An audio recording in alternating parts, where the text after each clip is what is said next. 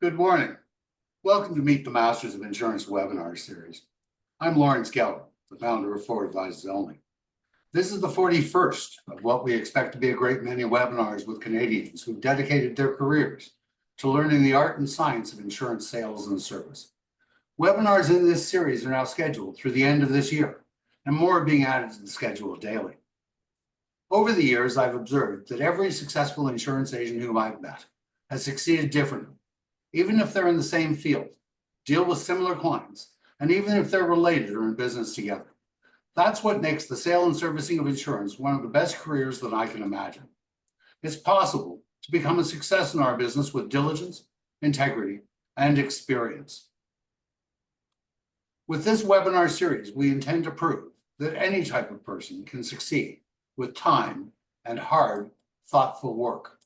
Our goal is to create a video record for each of these masters of insurance so that some of their expertise and experience will be available to anyone who'd like to learn from. Today, we have Joel Cadesky with us. Joel has been in the business since 1978, and he is not your typical insurance agent. He specializes in assisting owners of small businesses in areas of their business, from business plans to life insurance, critical illness, mortgage insurance, and key man insurance, and anything in between. He believes in referring his clients to those who can help them in other service areas. No business is too small to get his value-added services. Joel is also a proud member of CGIB. CGIB.ca is how you can find them. He considers himself to be the 7 to 11 insurance advisor. He takes calls and emails from seven days a week, from 7 a.m. to 11 p.m. Joel has also wrote a book, which was published by Friesen Press, called Retired/Rewired, Not Expired. I'll be interviewing Joel. I'm sorry. We have now booked webinar interviews through the end of March of next year, and we continue to book new interviews daily. If you know of anyone who we have not yet spoken with, who should be part of the Meet the Masters of Insurance webinar series, please contact me and let me know. Good morning, Joel. How are you? Good morning, Lawrence. Pleasure to be here. Thank you for the invitation. Oh, my pleasure entirely. Joel, we always start with the same question. How did you get started in the insurance business? So long story, I'll try to do the Coles 100 for those that know what Coles 100 means. I'll do it on a timeline because I think that's the easiest way to do it. It started back after I graduated from Althouse College in London, Ontario from university, my teacher's degree, and I ended up in a small place called Summers Corners in 1969, and literally I was on a corner in a small little village, and I taught there grade 7, full package. And then in 1971, the senior school in Elmer, Ontario opened up, and I applied for the job, and it was a 7 and 8 school, and fortunately I was recommended and got the job, and I enjoyed it. In 1972, I was very lucky to be married, and we got married, my wife and I, in 1972, and we moved to St. Thomas, Ontario. 1977, we're still at the school. 1977, our son Eric was born. In 1978, having a child for a year, and by the way, my wife worked as well at the psychiatric hospital in St. Thomas, and no, I was not a patient. So going forward, in 1978, I heard through the grapevine through some of my friends, and by the way, I had CLECO 4, which is the top you could get in the industry and teaching. There was CLECO 1, 2, 3, and 4. I was at the top level. I also went summer school and got my degree in phys ed, so I was pretty qualified. Also, I had my BA, which was very unusual at that time. So I was pretty qualified for what I was applying for, which was going to be a senior job in phys ed in St. Thomas. So I applied for the job and I got denied. And I came back very disheartened. And I told my wife, I'm not happy over this because there was going to be more income, more opportunity, because my whole job focus was going to be, I wanted to be a principal of a school, and I wanted to get that earned income, but I wanted that responsibility, and this stopped me from doing it. My wife at the time, she was born and raised in Toronto, And we always talked about, since Eric was born, we always talked about going back to Toronto. So that was something that we were discussing. But I had to find out, Lawrence, why did I get declined? So I phoned my friend and said, off the record, tell me why you declined me for that job. And he said, I'll be very frank with you, your principal vetoed it. Can you imagine today a job opportunity vetoed by a superior? Back then, I guess it was a blowout. So at the end of the year, when the school was over in June, I went to the principal because I was very disheartened, and we had a discussion, my wife and I said to the principal, I understand you turned me down and vetoed my job opportunity in St. Thomas. He said, yes, I have 5 years to go to retirement. You're my best teacher. I do not want to lose you. So I said to him very straightforward, tell me how I can leave this school. He said 2 ways. You can terminate, retire, whatever way you want it, or you can pass away. I said, I won't give you the satisfaction, but I think I'm going to more than likely terminate. I went home, talked to my wife. We had a discussion on it. She went to Toronto. Fortunately, she found a job in the summertime. I handed in my resignation in the summertime for September. And then she stayed, started her job. She lived with her parents in Toronto with Eric. I stayed in St. Thomas. Did the backup, sold the house, moved. We moved in with her. And then I started looking for a job. No teaching jobs in 1978 in Toronto were available. I had 3 and only 3 supply teaching jobs. So I had to open up my mind. So I wrote 46 letters to different organizations because I use my background. I always liked media. One of them, which I still have to this day, City TV, from those of you know, turned me down. I don't know why. I think they've regretted it ever since, but that's their problem. Eventually, though, I had to earn some money, and I've never done this before, but I went on unemployment insurance. So 20 Holly Street in Toronto was the EI at that time. It was Pogie, it was called. And I ended up, and I've kept all of them. This was my first receipt of $276 for 2 weeks from my unemployment insurance. I went the day after Labor Day in September. The lady was so rude to me, Lawrence, you wouldn't believe. She said, you have all these degrees, you have this and that, and you're going on unemployment insurance. How dare you? And I said, it's not for you to do it, just process the papers, and which they did. Eventually, we found a very, very sympathetic real estate agent. And I learned a lot from sales back then, but I didn't even realize I was going to be in sales. And she was so sympathetic to Nancy and I, and she heard my story. I'm making, 276 every 2 weeks. Nancy's got a job. We have a son. We want to buy a house. She found us a vendor who would take back the first mortgage on a 40-year amortization, which worked out almost to the dollar of my monthly that I got from unemployment insurance. So now we're really on our way. We've got a house. We're ready to go. There's only one thing missing, house insurance.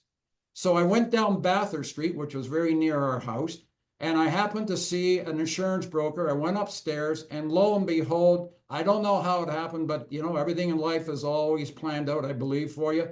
Paul Tobias, who I know you know, the late Paul Tobias, he was selling or doing house insurance.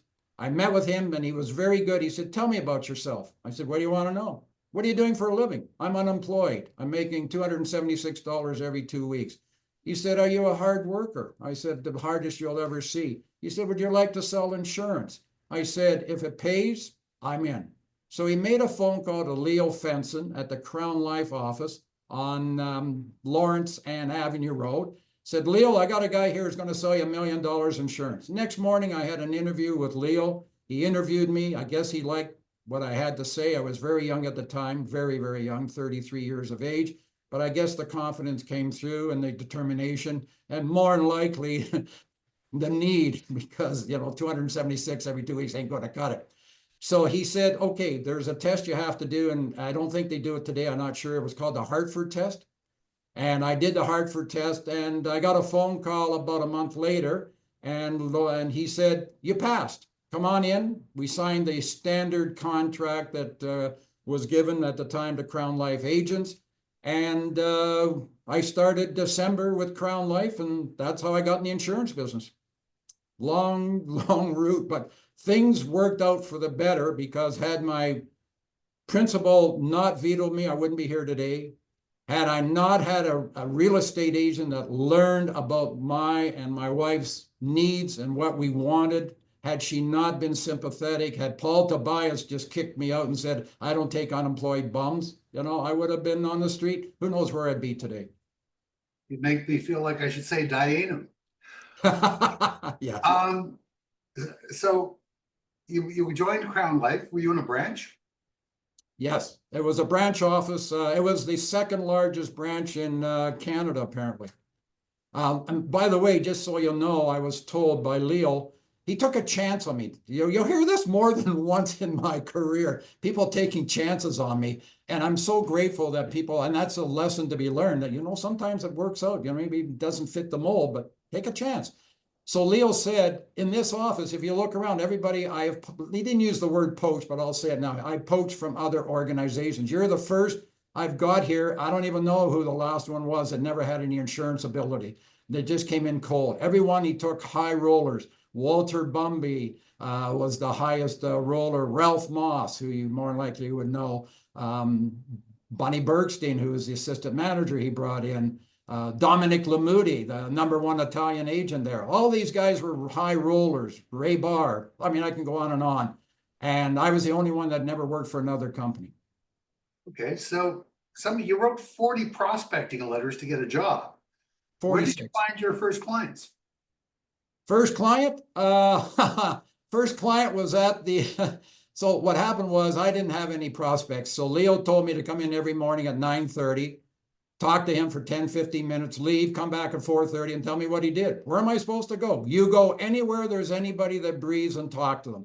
So I went to the Eaton Center, which most people would know where it is, and I stood at the bottom of an escalator. Being the guy that was nervous, I saw a guy come down. He looked very young. I walked up and said, would you like to have $100,000 when you retire? He said, sure, who wouldn't? I said, I gave my card. I said, could I make an appointment with you and show you how you can do it? And he came to the office and I wrote a policy. The first policy actually that I wrote was on a very good friend of my wife that she grew up, but I don't count that one because there was no sale involved. She just said, I want to be your first client. So this was actually my very first client. And did you keep going to the Eaton Center and standing at the bottom of the escalators, or what did you do from there? No, I didn't. We started doing other scenarios because that got to be really hard to do. People weren't wanting to talk to me at the Eaton Center. They were there to buy things, not to talk to an insurance guy. So the Leo and Bunny, who were training me, decided that maybe I could do some daytime activity with group insurance. So I got introduced to the small group guy at Crown Life. His name was David Young. And for some reason, David took me under his wing. He really, really, really liked me, and we got along well. He and his wife and my wife, we socialized a couple of times. We went out, and he taught me the small group business. And I learned so much from him. And then I just went out to industrial parks, plazas, wherever they were starting up in Mississauga. I didn't do Toronto. And I just started walking in, and Crown Life had the best, in my mind at that time, scenario for a Joel Cadesky, not necessarily for everybody else, because they had a sheet and everybody was age banded. So single was this, family was that. You just walked in and asked the one question that I was told to ask. Do you have a group benefit plan? 9 out of 10 said no. My next question was, why not? The answer always was, we're too small. So I said, if I can get you a price right now that I can guarantee you, would you be okay with that? So I would just ask the names of the birth dates and how old, male or female, single or family. And I gave him a price, and guess what? Happened to have some applications there too. And I was writing some cases right on the spot and getting it going. And that's how I got started. That summer that I was with doing that, Crown Life had a contest. It was in the summertime because that's when those people don't work. And I always do better in the summer than most people. And believe it or not, I actually won it, and I sold the most small group cases of any broker or agent or whatever you call us for Crown Life. And they gave me 6 beer mugs. For a guy that doesn't drink now, and never after I came back, didn't work, but that's okay. There was other contests that I was in that suited me well. My father used to drink iced coffee in the morning out of beer mug. So why did you choose Mississauga? It was a long slog. That was even before Hazel McCallion. I'm sorry, what's that? Why did you choose Mississauga? It was a long slog to get Oh, there back then. Mississauga was the easiest because nobody was going there because it was far to go. We didn't have the 403 like we do today. We didn't have the 407. You had to go down the 427, go along the Queenie. You had to go out. And I would go to an area in Mississauga that nobody was going to because it was brand new. I took a flashlight with me. I would bang on a door. Are you so and so? No, he's 3 doors down. They're all 3 doors down was like a half a mile because there was hardly any. During the day, I would go to Mississauga for the businesses because nobody would travel from Toronto to there. And very few people in the insurance business didn't know how to spell Mississauga, let alone find it. So I found I didn't have any competition. And then I got on the welcome wagon, and that really, really, really started my career in life insurance. And that was started by Bunny Bergstein and Leo, and I give them 100% credit. Because what they said was, there is an organization called the Welcome Wagon, and it is good for you. And by the way, full disclosure, Lawrence, I've said it more than once. This is not the first time. I'm a very poor prospector. I've always been that way and more than likely will die that way. But that's okay. I was able to find the Welcome Wagon, and they gave me one particular area. It cost me $2 per name. And what would happen was an employee would come, or sorry, not the lady would come to your house, and she would say, welcome. We've got some gifts for you. So here's the butcher. Next thing, you got $1 off your meat. Here's your guy down the street, the garage guy. Here is your free oil change. And by the way, this is the insurance broker's gift for you as well. He will give it to you when he comes. Here's his business card. I had no gift.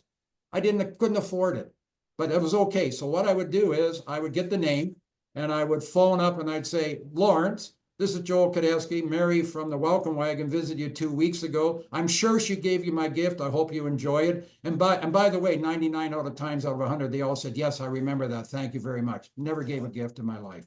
And then I would say, I'm going to be on your street in the next week with Tuesday or Thursday, 7 or 9, the usual. And guess what? It worked. I was closing business like crazy. My number one street for sales was Bromsgrove Road. If anybody in the GTA knows Bromsgrove Road, low rental, very poor people, but boy, they were so nice to me. They were buying. I think my closing ratio must have been like 80-85% on that street alone. And I did follow them. I had one gentleman that I followed for him. He went to Kitchener. I followed him here. He had a death claim. I followed him and did the death claim with the wife. She remarried, called me, come back to Kitchener, do the insurance on my new husband. So the things from the Welcome Wagon, and by the way, I still have clients 40 plus years later that I'm still writing insurance on that were on my Welcome Wagon. So that's how, and Mississauga to me was and is still soft spot in my heart. Sounds like it was a very well invested $2. Yeah, that's true. It was. But you know what? It was a hard-earned $2 because it was hard. I mean, at that one time, the word got around to all the Welcome Wagon ladies, and I ended up getting 14 units. So I was in 14 districts. I couldn't afford it. So finally, I just started giving them off to other brokers, and they were very pleased to have it, and I didn't charge them for it. I just said, here, take my list, go, go, go. And I finally got them set up. But it was really good.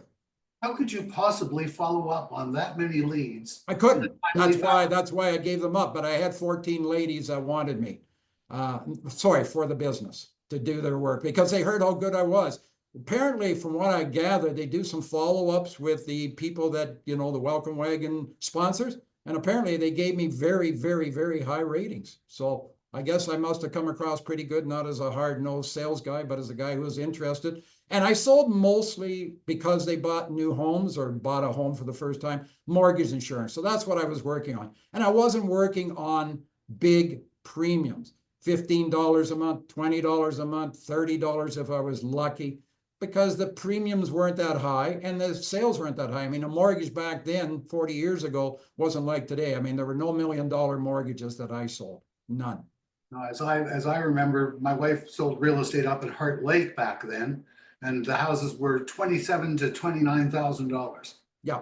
So my average sale was 25 to 35 to 40,000. Term insurance mostly, maybe a joint the odd time, but you know what it did? It got me activity. It got me referrals from some of the people, and it kept me in the business. And I should tell you as well, which I haven't brought up, when I started with Crown Life, they gave me the commission versus draw. So I was making $1,000 a month to cover my mortgage and a few other dollars at the time. And at the end of the year, first year, Lawrence, I was $2,000 behind. So I only made $10,000 that first year. Again, we go back to what I was saying. People take an interest, they take a chance on you. Leo came to me and said, I don't think this is you. I actually think that you can do better. You're on the right track with what you're doing. You're a hard worker. I can see that. I'm going to renew your contract for another year, because apparently I didn't even know, because I didn't even use a lawyer. I just signed, so happy to get a job. Apparently they had the right after first year to kick me out. And he kept me on for the second year. And I was in that year, I actually got a bonus check. Couldn't believe it when he came to me and said, congratulations, you paid off your debt, and here's a couple $1,000 for you. And I just couldn't believe it. Yeah, they would give you the amount that you had paid off if Yes. you did it within the first 6 months, I think, back then. Yeah. So the welcome wagon worked great for you for a while, but then you gave it up. What did you do after that? Basically, in 1982, again, luck chums on you. So earlier in 81, I was taking my LUAT courses, and just, they weren't webinars or seminars. We didn't have them back then, but I was going, and I was very, very lucky. And every day I'm so lucky. I met a gentleman named, who you know, Stephen Wise. And Stephen Wise had just joined a company called KRG Insurance. And the K, the R, the G, and he became a partner, but they didn't call it WKRG because of that TV show at the time. So they just kept it KRG Insurance. Stephen sat beside me at one of these sessions. We got along very well. He was young, he was brash, he was bold, but he knew his stuff. And he really took a shine to me. And I mean, really, he and I just, it was just such a pleasure talking to him. And one day he gives me a phone call and he says, I want you to come and join us. So I went there and had an interview with him and the three partners, Katz, Roth, Goldner. And they said, we would like you to join us. Now, anybody who knows me, I'm a very loyal person. I felt that I owed Crown Life. So I turned them down the first time. And I went back to Crown Life and I talked to them and I told them what I did. And they said, well, if you really want to go, you should go. Fortunately, again, luck has it again. My whole life in this industry has been luck, in my mind, but it's all been positive luck. I got a phone call again from Stephen. Last chance, quote unquote, last chance. Come in for one more interview. We want you. So we went in, we sat down, we had a meeting. My wife had said before, what's the worst that can happen? You're now established. You'll go on your own, or you'll go back to another company. So I joined them. And this is the best part of this whole scenario. Stephen and the three partners said to me, and this is music to my ears, you'll never have to prospect another day in your life. We will start feeding you all of our commercial house clients, car clients. Every day we'll be giving you names. All you have to do is do what you do best, which is go out, sell, and service. And I go, whoo, boy, this is great. Oliver, I'm in. So we did it. And I can tell you with all honesty, and I have said it more than once, they lived up to their promise. I never had one day of regret. 40 years later, I can tell you, as I'm doing now, I never regretted that decision. They were the most honest guys. They helped me out. Every day I would come in. I don't even know where I was going. I always tell the story. Stephen, one day I come in, he says, get some applications. What are you talking about? We're going to go write a group. Well, I don't even know what the price is. We don't care. So he drove me out to a mall in Scarborough, introduced me to the gentleman. I don't even remember who it was. It was so long ago. My memory isn't good, but I do remember he had a store with 3 employees. He said, quote unquote, to the guy, this is Joel, he's doing your group. And I sat down, we did the group, we did the app, we got in the car and we drove back and we processed it. And the guy stayed with us until he closed up his shop. But the interesting thing was, I never knew. It was like the wild, wild west. I never knew day in and day out where I was going, who I was seeing, what I was doing, but it was so much fun. And that always stayed with me. You've got to have fun in the industry. And I can tell you, every single day I came. I never knew. Like Nancy would say to me, "What are you doing tomorrow?" I don't know. I'll just go in there. They'll tell me. And they did. And the best part was Stephen made a promise to me and he kept it. And I've learned from it. And this is a piece of advice from anybody who's in the industry. Stephen said, "You will lose clients." And I shocked him. "What do you mean?" He said, "It's part of sales and service in our industry. I don't care if you lose a client because of new business owner, buyout, new HR person, etc. But if I ever," and he went like this, "if I ever hear that you lost a client because you didn't answer a phone call, you didn't go to see the guy, you didn't service him, you're out of here. No questions asked. Out." Guess what? I'm now servicing clients from 40 years ago from KRG. His sons, Bailey and Josh, are now taking over. I'm doing work for them. They're still referring me KRG clients. And guess what, Lawrence? I'm still here. I never lost a client because of service. And that is a lesson that I lived with and have lived with for over 40 years. And if anybody watching this really learned something from today, that's the key, besides having fun. ARG back then was a very successful property and casualty broker in the north end of Toronto. Yes. Were you the first life insurance agent? Were you the only life insurance agent working with them? No, what happened was they started bringing in other brokers who did life, like Franco Caruso. They had somebody, I forget his name, he was Greek, and he did the Greek community.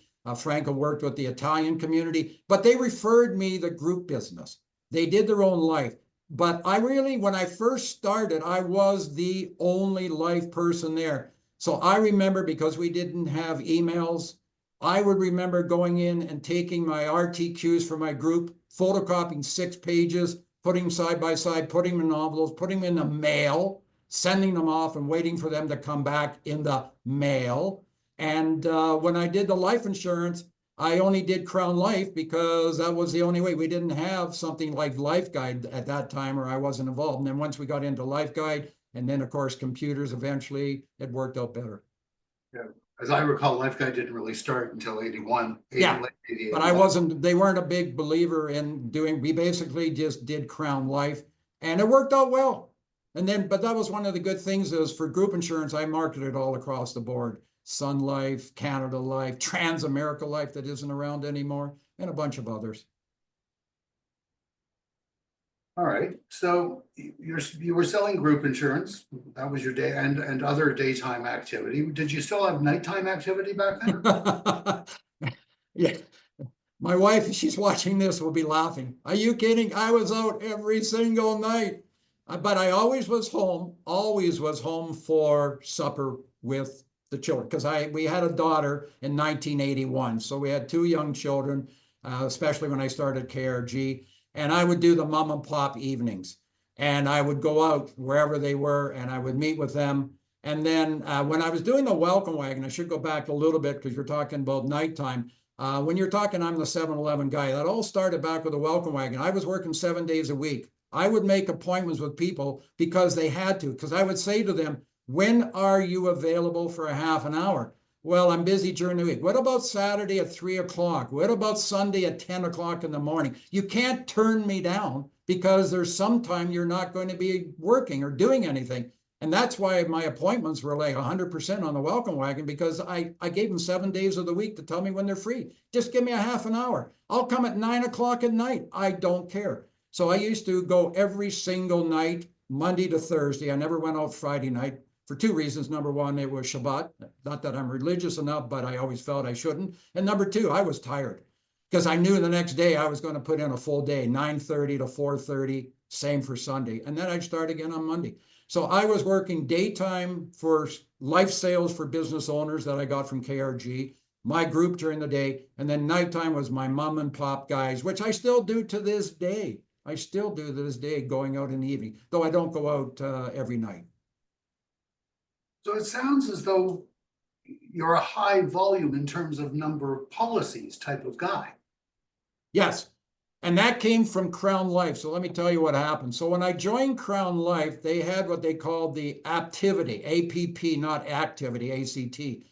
And their goal was to sell 100 applications a year. You didn't have to you didn't have to settle them, but you had to write them. And then what happened was they had a contest, and I won a trip with the help of KRG. And I must tell you this is the type of mensch these guys were. I was in a contest with Crown Life to go to New Orleans. There was only one problem. I was short a few $1,000s of premium. They went out, sold their friends small policies, not huge, but the total gave me enough. Everyone put it under my code, my name, and I ended up going to New Orleans because of them. I wouldn't have gone otherwise. This is the type of atmosphere we had back then. Everybody together, nobody had any egos. Everybody was working for the common goal. So when I went to New Orleans one evening, they had a dinner, and they came to me and my wife and they said, "Oh, you're on the dais. What are you talking about?" "Well, you're only one of 6 people that sold and settled 100 applications this year." I can't tell you what the premium was, because I can tell you it wasn't very big, but I did sell a lot. And to this day, I still try to do 100 apps a year. It doesn't matter the size, because activity to me is more important than size. If you sell a big policy and you lose it, that can hurt. You sell a small policy, you help somebody out, because their need, in my mind, is just as important as the high net worth. And we could get on that discussion, but I won't, because you're the moderator. So tell me about your mentors. This is a good time to ask that question. Tell me about what? About your mentors. I never had anybody sit down with me and be my quote unquote mentor, but I can tell you I got mentored by osmosis. I got mentored by my father, my late father, who I write a lot in my autobiography. Self-employed, never worked for a guy, never worked for an employer, always by himself, worked for his father, scrap and metal, small little town, 17,500, Owen Sound, Ontario. I got a job through him. Again, it's not what you know, who you know. And I got a job working in the Owen Sound utilities as a hydrometer.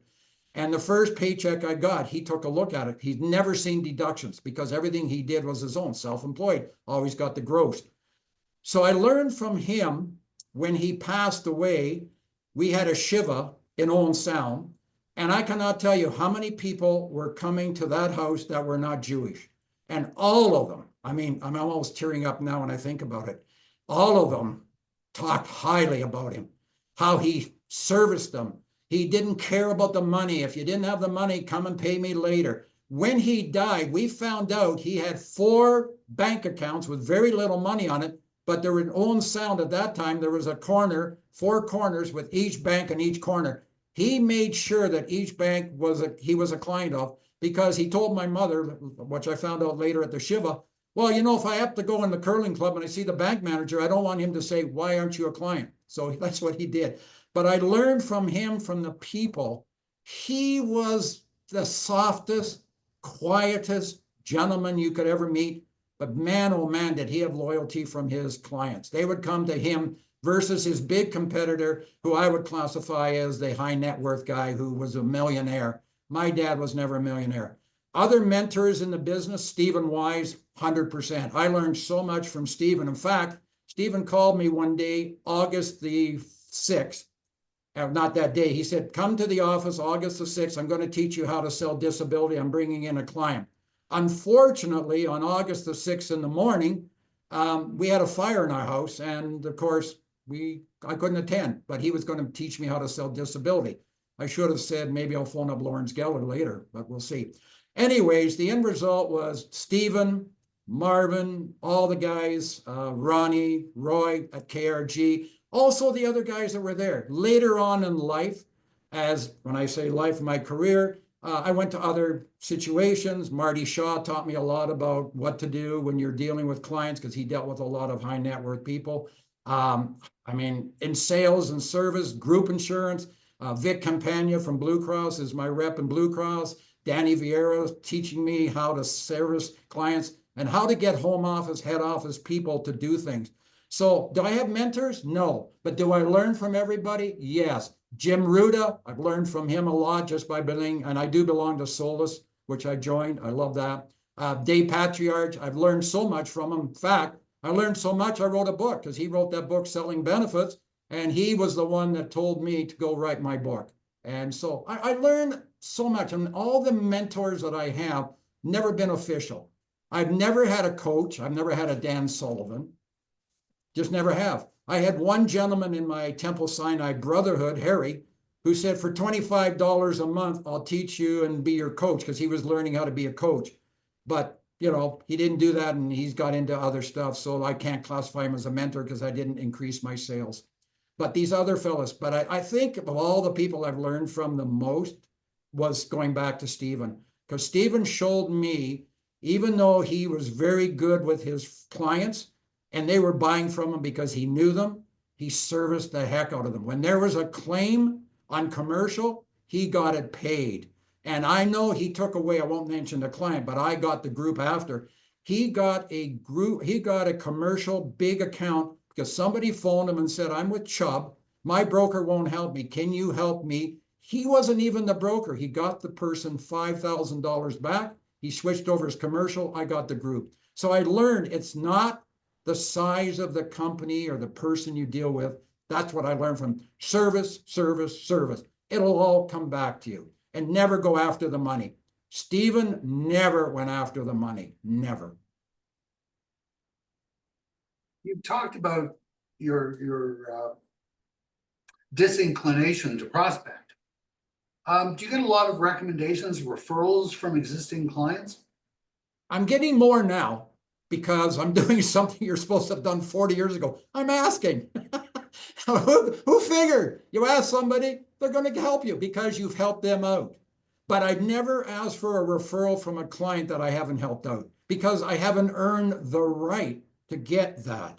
And that's what I've learned with referrals. I hear all the time, you know, when you sell a policy and you go out there, okay, who do you know? Do this. And, you know, I remember Desjardins Crown Life used to give us a sheet. We used to get 3 names supposedly to phone. You know, I never did that. I used to throw it away. Marty Shaw, when he was with Crown Life and the management, told me they did a survey, and I think they found out less than 20% of the brokers even used those sheets. Didn't work because people didn't ask. So I'm getting more referrals now. I'm writing more life insurance business on clients that I didn't ever ask before. I'm finding out to my dismay that they bought from other brokers because they didn't realize that I only did group. They thought I only did group. I didn't do life, or life, I didn't do group. Just last week, I did a service for a client. I did a review. He's been with me 25, almost 30 years. And I said to him, you have never once referred me to anybody. Why? You know what he answered? You never asked. So I said, I'm asking now. So I'm going to follow up with him on that next week. But the point is, the referrals, though, I really didn't have to work about it, because once I started with KRG, the numbers started coming, the people started coming. And by the way, I've got clients that I've written 6, 7, 8 life insurance policies over the years. Walter Bumby taught me that. Walter Bumby at Crown Life had a phenomenal system. He would always sell a policy to, he was strictly 100% British immigrants. He would meet them at the airport, meet them wherever, set them up, get them a lawyer, an accountant. Of course, he was the insurance guy. They stayed with him forever. He was the #1 guy. He was the only guy that had his own office with his own secretary. That's how much business he brought in. And by the way, he only wrote permanent insurance, never term, only permanent. 25,000 low cost. So if you ever go to see a Walter Bumby at that time, they might have 10 policies. Everyone was 25,000 low cost. Maybe if you're lucky, you might get a 30. Anyways, Walter taught me something. He always said to the client, I will call you in 2 years from today. And he did. And when he phoned them up, he told us in a meeting. So that's how I learned from him. He said, I called you 2 years ago. I'd call you. I'm calling you now. When are you free? And he'd go back and sell another policy. Now, of course, we know why he used the 2 years for the chargebacks. That was actually an old industrial sales method from the UK for Prudential Assurance. Yes. So here you are. Let's go back a little bit. When did you become independent? You're not with KRG anymore. No. So what happened was KRG sold out to Marty and a few other people, and they opened up an organization called Dot Benefits. and dot financial and dot this and dot that and dot group, whatever. So I worked with them. I was under contract. Everything was the same commission, same everything. And then in 2008, a large company purchased them, and they took over, same everything. And then in 2020, I terminated my ability to go there, and I moved where I am at SC Insurance now, and I'm an independent here. But before that, I was basically, I mean, I was technically an independent, but I wasn't. You know, I mean, I was there doing my own thing, but I still had to follow the rules. And that really bothered me because I'm not a rules guy. So SC Insurance is Stephen Cohen. That's correct. Been around a long time. Yeah, it's not Sam Cadesky, as some people think. They thought it was, you know, S for something or Schwartz Cadesky and the C was there. No, it's Stephen Cohen. And again, another phenomenal guy from Montreal, long time. I met Stephen years and years ago in Toronto at seminars and met him. And when I found out the opportunity was here, I was very, very pleased. And so you're one of the older people there. Do you get mentorship internally? Do you mentor others? What does that feel like there? Well, I am the oldest person here. Even if you tally up everybody here, I'm still older. No, I do. The people here, I try to mentor. I mean, I don't have to mentor Stephen. I don't have to mentor Darren. I mean, Darren is a phenomenal sales guy. I don't have to mentor, but I try to mentor the staff that's here, telling them certain things about, you know, they're learning the business, so they'll be educated, so they'll know when I bring in an application and we need an APS. Well, what's an APS? So I do that. But in my career, I have quote unquote mentored two people. One is Harris, and he always calls me even to this day about things in insurance. I helped him out in group insurance. And the other one I helped is Marnie Hefner, who was at DOT, turned into where the other company was. In fact, she was the head of group insurance, and then eventually she left, went to another company, which is an MGA. But she tells everybody that I basically taught her everything about the group insurance she knows, which isn't true because she had good mentorship before. But I would say that would be it. I've also had people, because of my LinkedIn, which I'm not a techie. Everybody knows I'm not. I mean, you know how much trouble it was for me to get on this Zoom. I'm not a techie, but I love LinkedIn because LinkedIn allows me to talk about things that I like to talk about, which is sales and service. My whole LinkedIn is sales and service and personal stuff. And I've actually had people message me and ask me questions. So am I mentoring them? I hope so, but not the official way. But Harris and Marnie are the two that I could say that I've mentored the most. I'm right back to LinkedIn. I'm sorry, the only Harris I know is Harris Jones. Is that who we're talking about? Oh, Harris Pleat. Oh, Harris Pleat. Okay. So let's go back to LinkedIn because I've read your stuff and it's about what other people do in all sorts of areas, whether it's a clerk in a store, a bank teller, and you tell stories about how they provide service. Yes. Is it transferable? Yes, to me, you can learn so much from other people because every business is in sales and service. When my son got in, he's a doctor in BC. I didn't give him much advice because I didn't have to give him advice. He's a lot smarter than I am, and he's very successful and knows his stuff. But the only piece of advice I gave him was, you are a businessman. You really are. You've got patience. They're going to provide income, but they won't come back to you if you don't give good service and you really provide what you need. And he's done that. He's built up a phenomenal career in Vancouver. And I think he listened to that because I hear stories from, about that. But the other thing is, I tell dentists, my own dentist, I have been harping on him for a long time. You're a businessman. Treat your practice as a business. So that's it. But I've learned bad service and I write about it. I just did it this week about the Hyde House and about Dollarama. But I also learn about good service too. And I also learned on LinkedIn, I follow Mark Gordon, who's an expert in service. He goes all over the world. In fact, he's down in Aruba now talking to some companies. And he talks about what it is to service and what's good and bad. And my whole mind, it goes back to what Stephen told me. Service your clients' service. And if I get it from people, I'm going to say it. And if I don't get it from people, I'm going to say it because LinkedIn allows it for me. And man, oh man, I got to tell you, Lawrence, you've been around a long time. I've been around a long time. I hate to say it, but we have gone into prospects. They've shown us what's been offered to them. And you go, what? And you ask the question, when was the last time you spoke to this gentleman or lady? I don't know. So many times I will say to somebody, who is your advisor on your group insurance? And they'll say Manulife, Blue Cross, whatever. And I'll say, no, that's the company that pays your claim. Who's the person that you phone when you have a problem? Who's the person that gives you the quarterly experience? Who's the person that comes out and meets with you every year and shows you what they negotiated on the rates? I can tell you, a lot of them have said, I don't know. They just don't know. They get it by email. I've actually seen the emails. Here's your renewal, 3%. If you have any questions, call me. Yeah, the question is, how do I get rid of you? That's the question you got to ask. And it's simple, AORs. And I've done a lot of them in my career, a lot of them.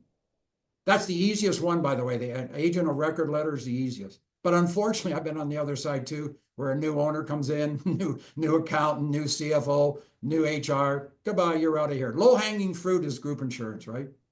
Well, agent of record is very different in group insurance than in life insurance, though. In group insurance, you get the next commissions. You're right, absolutely right. I always tell people, when you give me an agent of record, you are firing them and you're hiring me, and I'm now on your payroll. So in jest, when people say, who do you work for? Sometimes I'll say myself, or I'm at SC Insurance, but sometimes I'll say, I work for 120 people. And they'll go, what are you talking about? How can you work for 120 people? Because I'm on the payroll of 120 companies. I'm their group benefits specialist. So I tell all of the HR people, the CFO, the PAs, whoever's administrating the group, your job is to be the bean counter, do the HR, pay the bills, get new sales. My job is to be on the benefit side. So just like somebody would come to you and say, you didn't pay me correctly, they're going to come to me with any problems they have on the group. They will never come to you, and if they do, you shoo them off to me. That has worked exceedingly well with me in my career. So yeah, that's the way that our business works, and you get paid for it. Where on the life side, as you rightly say, you take an agent of record, you don't get really anything. But you know what? You're doing a service for the client. I've taken a lot of AORs on clients who are in group and on the owner that didn't buy policies from me because they didn't know me, and then we go and add on. I'm actually doing one this Friday on a person exactly that way. He's firing the other broker because the other broker didn't do a good job, and I'm getting the new life sale. Just because of my service. He's a two-person group, Lawrence, and I have spent so much time with his claims. In fact, the lady in service at the insurance company said, Joel, you've spent your commission way back long ago on the service on this per hour. But you know what? You do it because you sign up for it. See, that's the other thing I don't understand. I'll go on a tangent. You notice I go on tangents. I go on this particular thing. I don't know in this industry why people look at the commission as the whole thing. I've always said to people, my mission is not commission. My mission is service. And I don't understand when you get a two-person group, you're going to have problems. And you say, well, there's no money in it. Then you signed up for it. Don't take the two-person group. Let me have it. I'll take everyone today. In fact, if some people want to send me 5 today, I'll take all 5 this afternoon. And I'll phone everyone before 5 o'clock, and I guarantee you by Friday, tomorrow, or Monday, I'll see all 5 of them and get AORs. So the point I'm making is you sign up for this job. You know what you're getting into. You know it's hard. By the way, Stephen told me that too. This is the hardest business in the world, and I believe it. But it's also the easiest business. So a lot of people won't know who Rob Ford is. He was an ex-mayor of Toronto, passed away at age 50-something. Rob Ford, when he was a councilman, always got reelected. And I always tell people I'm the Rob Ford of insurance because I really believe insurance is like what he did. So he was on a show with John Oakley once on 640. And he said to him, why do you keep getting reelected? That was after he got reelected again with a massive majority. He said, Johnny, he always called him Johnny. He said, Johnny, I got the easiest job in the world. And one of my constituents phones me and says, the pothole in front of my house is needing fixing. I get it fixed the next day. That guy will vote for me forever. The next thing I do is somebody will say the light bulb on this street is out. The next day I get it fixed. So what do I tell people? I'm a pothole fixer and I'm a light bulb replacer. and I do insurance. What more can you want? I mean, our job is not hard. If you fix the potholes and you replace the lights, you never have a problem. I'll give you another story. My late mother, God rest her soul, she was such a sweet person. Sorry. Anyways, I haven't done it for years, but I do a talk called Replace the Batteries. And it's all in sales and service. And I used to go around to different clients. I actually did one with Manulife, 42 people in a room. And I talked about my ideas of sales and service, what I learned from my mother. So you talk about mentors. Here's a good story for you. So it's called sales and service. This, my mother talked and she said about replace the battery. She lived in Owen Sound. She never, ever drove a car. She was 2 blocks away from the main street. When my father died, she was on her own. He used to help her on things, of course. So one day her flashlight went out. She didn't know anything about it. She walked down to Bedford's. She told me the story. She went down to Bedford's Hardware, walked in with the flashlight, said to the gentleman, "My flashlight doesn't work." He said, "No problem, Mrs. Cadesky." He opened it up, took out the batteries, put them back in, turned it on, said, "Here you go," and it's $5 or whatever it was. That's what I do. I replace the batteries. I fix potholes. I do light. What hard is this job? How can this job be hard? You know what makes it hard? Right here. That's what makes it hard. If you go in every day knowing that you're going to have problems, and you are, every day I'm getting phone calls, emails, whatever. The hard part is you just fix them. And when you fix them, clients will be with you. I mean, I've done rate increases, Lawrence, of 30% on group, 40%. Years ago, Blue Cross, when they were doing small groups, actually put a thing in their office. I did the highest renewal in the year, 127%, and they had it up for the year in their office, Joel Cadesky Award. I didn't get anything, but when you walked in, my name was up there, 120.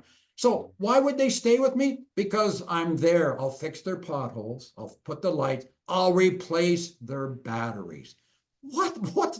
I don't understand why people make this job so confusing. I mean, you go to webinars, you've been to them. They talk about these products and it's so confusing. I mean, why did long-term care not succeed in Canada in sales? Because it was too confusing for the brokers. Make it simple. I mean, I sold a lot of it. I even have my own, still have it. Desjardins. Why weren't they selling it? Critical illness, disability. I mean, you of all people know how hard disability is to tell people, but you've mastered it. You've learned it. But it isn't hard, is it, disability? I mean, once you know it, but so many guys don't sell it because they don't understand it. I always thought it was the easiest sale, quite frankly, because I'm selling the person something for free. It's not like they have to die to get it. No, yeah, right. You're absolutely right. So, I work for 120 people.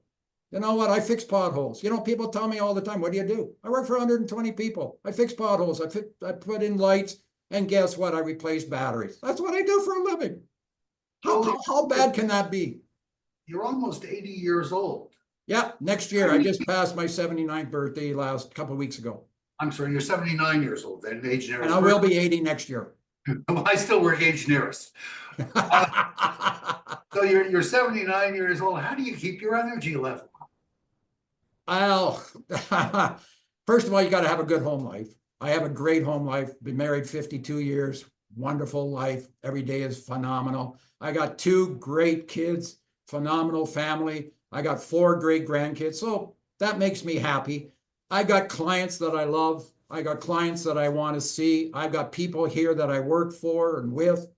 I don't know. I guess I'm not, as my wife once said to people, I'm wired to not retire. I guess that's it. I don't know. I look at the job that I do as fun.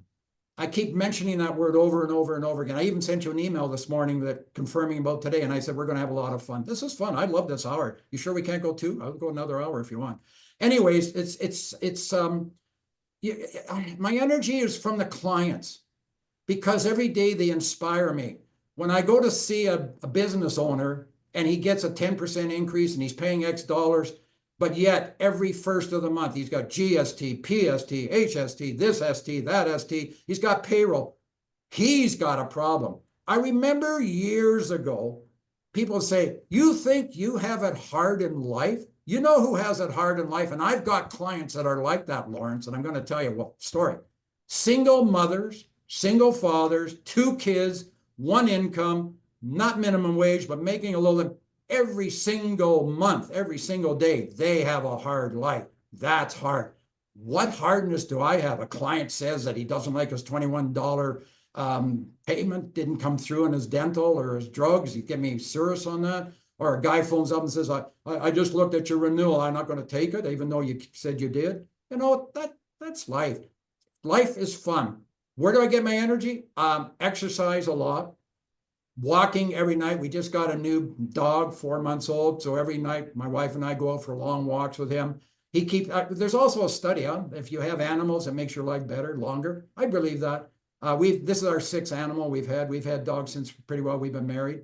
And it's hard. You put down 5, but that's okay. That's life. I eat well, though I do have a penchant for French fries. Sorry, that is one. But I don't like onions, so a lot of that stuff I don't eat. I don't drink alcohol. and if you read my book, you'll know why. I do not smoke, never have, never will. So, and also too is, I guess there's just a lot that, I don't know, I just have fun. I keep coming back to that. It's just fun. I can't say more than that. And if you have fun, you have energy. You know what? I've gone to see clients, and you have too, are 50 years of age, and you go, you know what? If I didn't know better, I thought that guy was 75. The way they demeanor, the way, I get a lot of people saying to me, I actually last week had to show my driver's license to a client because he did not believe I was 79. I literally did do it. And I'm not out to purport that I'm great, but I'm just saying, I really believe part of the reason I am who I am is because I have fun every day. I have a great home life. That's fun. I don't know. I don't have negatives in my life that I can't control. If I can control them, they're not negative. If I can't control them, what am I going to do? Well, you know, if I get a decline on a life policy, am I going to shoot myself? No. Well, we'll find something else. The problem will be is I didn't do my job properly because obviously I got a decline. So we got to find out. And 9 times out of 10, I'll find an alternative. So yeah, I'll be 80 next year. Read my LinkedIn next year. I did a thing on LinkedIn this year, 79 things you didn't know about Joel Cadesky. Wait till you see what I've got planned for 80. You remind me greatly of something that John Ferguson said to me in about 1978, which is, don't worry about a problem if you can't worry at the problem. And worrying at the problem back then meant addressing it, starting to deal with it, starting to find a solution. And that seems to be your motto as well. It is. And the other thing too, if you read the newspaper today, the National Post, I think it was November the 12th this year in Windsor, Ontario, the oldest Home Depot employee turned 100. He's been there 23 years. So am I going to be age 100? You know what? If I'm still doing what I'm doing and I enjoy it and I got my health, I don't see me retiring at age 100. I really don't. Somebody years ago, there on CNN, there was a New Jersey grandfather, 104, still working. You more likely saw that on 104. And his grandson said he outsells me, and he was working in the business. So yeah, I don't know. I don't know. I just go back. I'm just having fun. I don't know. What more do I want in life? It's just a fun day. Back in the late 70s when I started, there was a guy named Tom Worthington in the branch, and he was 89. And he was still selling insurance. Not a lot, but he was coming into work every day, and it's coming in and seeing the people and doing the service and talking with them. When I was at KRG, they sent me out to a webinar seminar with Griffin. At that time was our MGA. And I met a gentleman there at that time. Obviously, he's passed on because that was a long time ago. He was 94. And I said to him, do you do sales? He said, well, I was just out last night, but I got home early, 10 o'clock. So that's inspiration. You remind me that when I started in the business, they said you can be successful in insurance working half days, and it doesn't matter which 12 hours you work. That's right. I always tell people, a lot of my clients, I'll say, you know, are you retired? No, but I'm now semi-retired. I'm working half days, 12 hours. So. Right. Well, Joel, I thank you very much for joining us today. It's been a real pleasure. You know, it seems to me that the things that we learned when we were kids, when we started in this business, still work. Would you agree with that? Yep. Absolutely. I mean, what I learned from my parents to this day, I've tried to do with my children, and hopefully they'll do it with their children and our grandchildren. I learned so much from my parents. I learned, like I learned from my dad, how to be a human being with everybody. I learned from my mother, who she was, oh, I can't even tell you. She was in charge. She never had a car. She had to take the bus up to the hospital. She was in charge of the candy stripers. Those were the girls that came around and gave you the newspapers. I remember so many times somebody would phone her. She said, well, that's okay, Mary. I'll get somebody else. I hope you feel better. She would arrange it. She would arrange an own sound. I never grew up Orthodox, Jewish. I never grew up kosher, but we always had kosher food.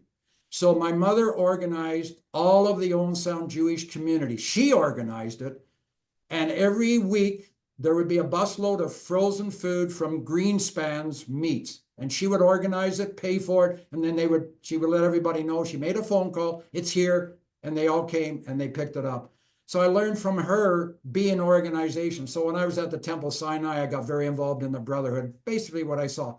The thing I learned from my father was respect for my mother. Oh my God. it just, and I try to do that every day with my relationship with my wife. I mean, it's just, they were married a shorter time than we are because they got married late, very late in life. But man, he loved my mother and he loved us. And I think that's the other thing too. If you come across to your family and you come across to your clients that you love them, and I don't mean love, but you know what I'm talking about, that comes across too. Because how many times in a day does a business owner get, people all over them, right? The government, clients, workers, I want more pay. And then I'm the friendly guy who comes in and listens to them and hears their problem.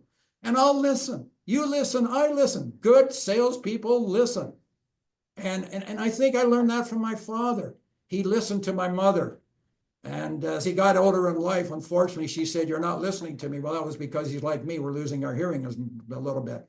But I don't know. So you're right. Things we learned when we were kids, I'm doing today.